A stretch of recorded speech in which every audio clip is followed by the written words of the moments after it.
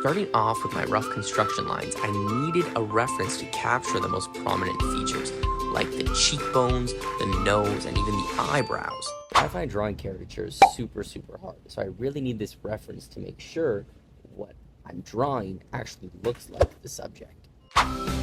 So I ended up making the proportions a little chunkier. It's more cartoony, but I really like that style.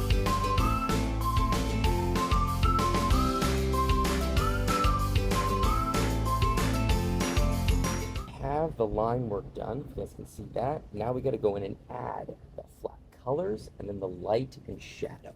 This is probably my least favorite part of the whole process. So when it comes to lighting the face, you really have to think about the different planes.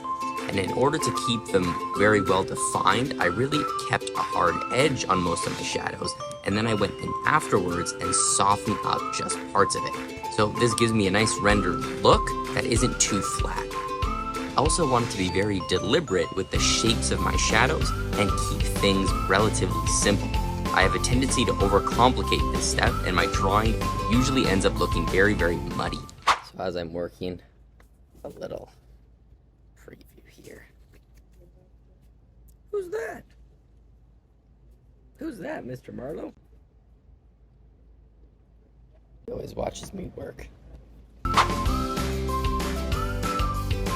Alpha locking the line art layer made it super easy to color in.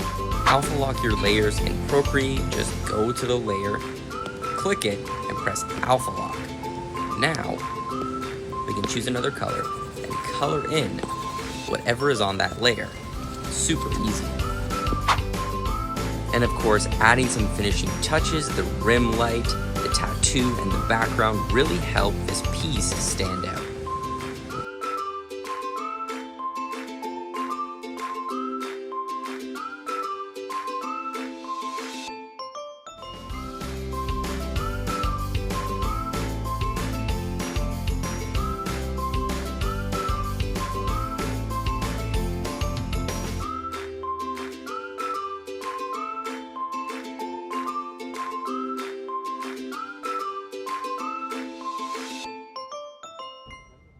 Yes.